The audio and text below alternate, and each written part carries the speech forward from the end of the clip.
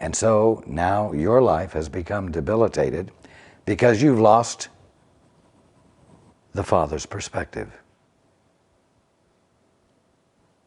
You have forgotten that what you're here for is to see the evidence of love. And you're here to be the evidence of love, to be the presence of love, you see. So what you do is you listen carefully and you speak or you don't speak. You speak firmly or you speak very gently, depending upon what the leading is when you've hesitated and listened. And you don't lose your clarity, and you don't become distracted from staying with it where there is no reaction going on. The moment you begin to feel reactive to someone who is standing in absolute defiance of any love that you would extend to them,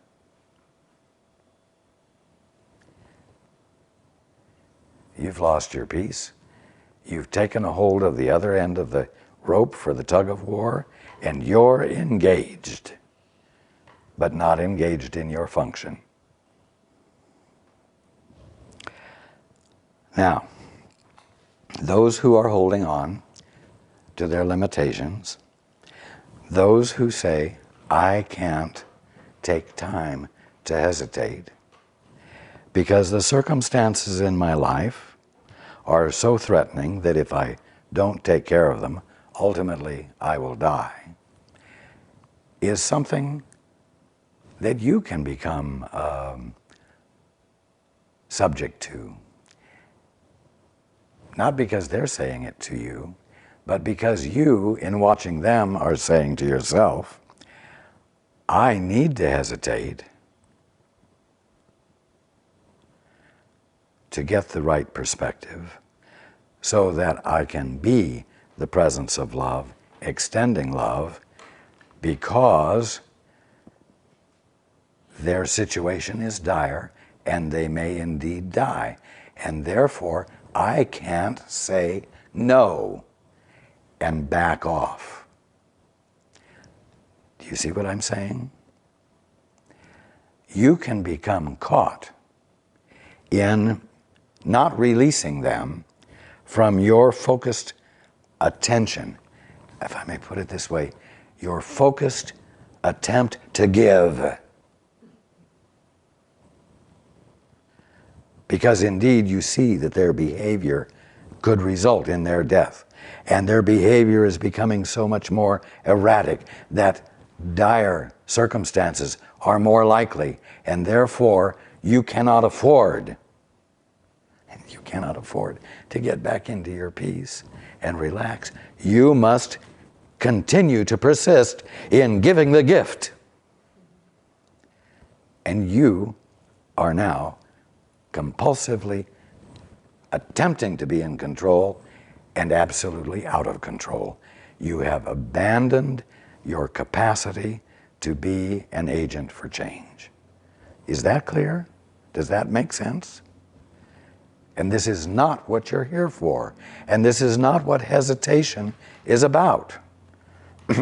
Hesitation is not a means of control.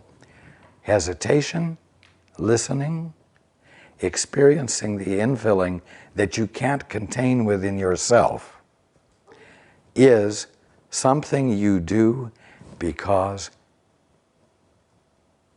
it's your function.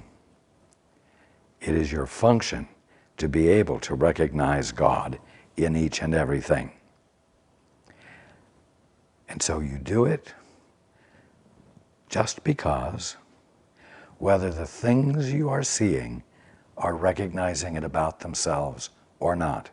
And you persist in doing it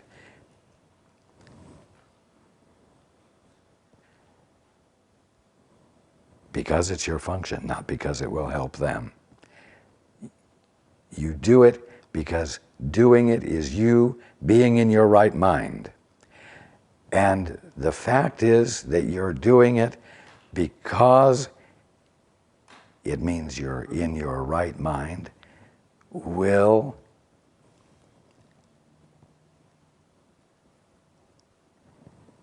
have the effect of undermining your brother's or sister's fear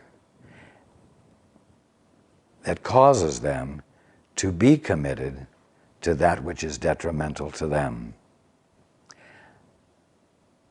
That undermining is inevitable.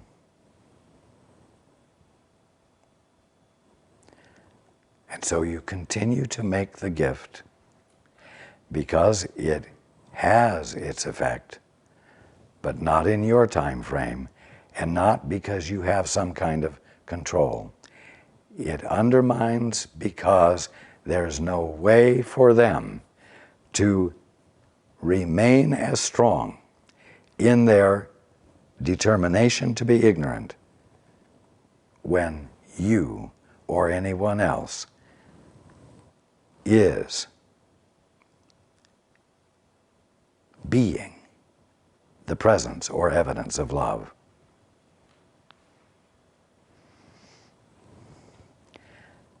And so in making the gift,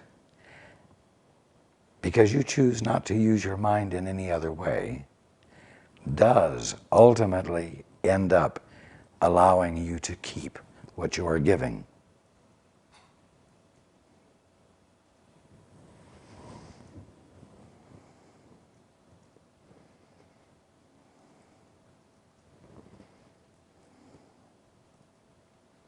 You know what?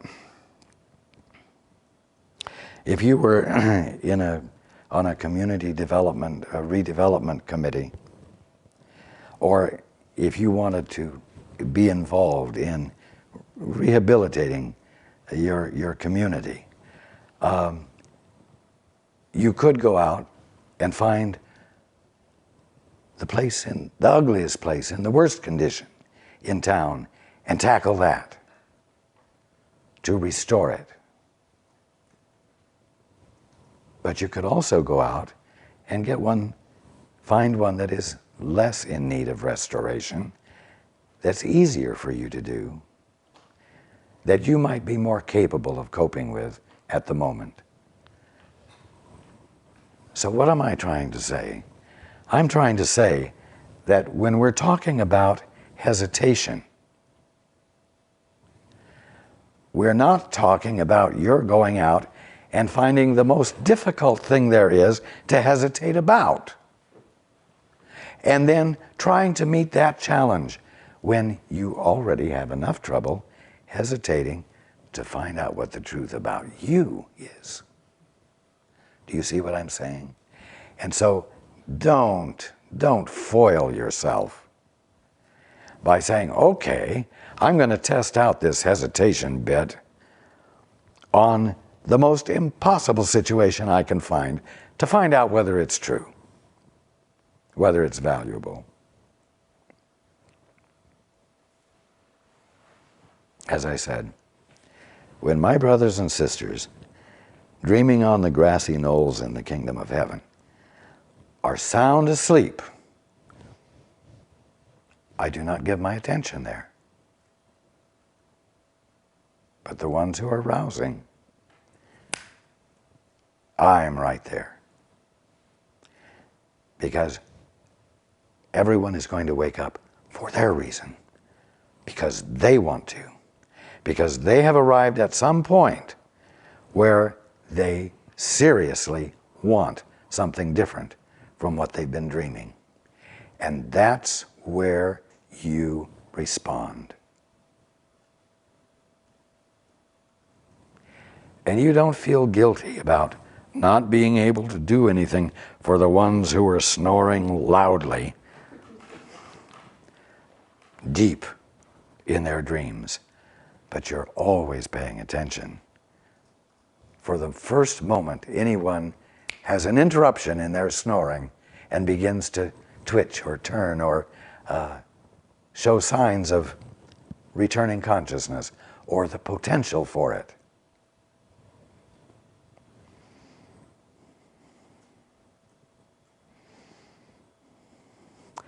It's not really called conservation of energy. It's a matter of understanding how it works. You can't override free will. Free will is divine will used inappropriately because those using it are experiencing everything through a distorted perception. It's divine will, and it cannot be overridden. So, you have to wait until there's a decision, a real opportunity for communication between what they divinely are and what you divinely are to occur. And the moment the circumstance is there, you take hold of it. But you don't spin your wheels trying to overcome the will of a Son of God who is absolutely determined to be in a state of denial of what he is.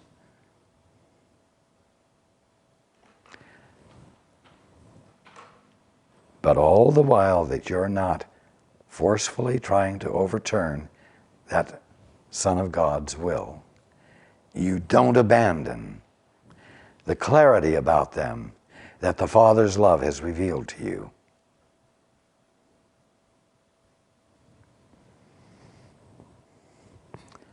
The more who awake constitute, or the increasing numbers of those who are waking up, constitutes a decrease of numbers of those who are in mutual agreement to see everything as it's not. And that means that the misperception of the kingdom of heaven loses strength, causing those who are dreaming to have more fitful dreams because they can't hold it together as well.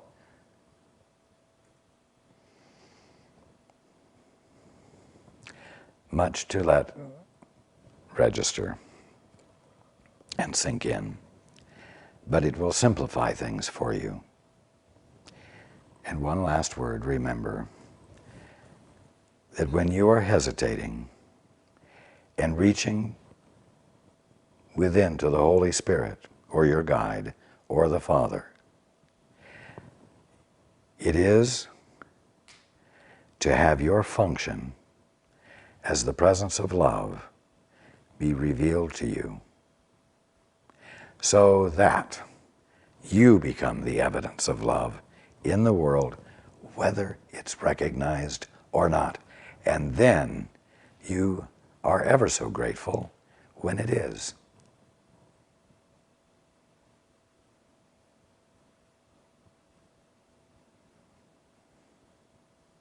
Okay. I love you all.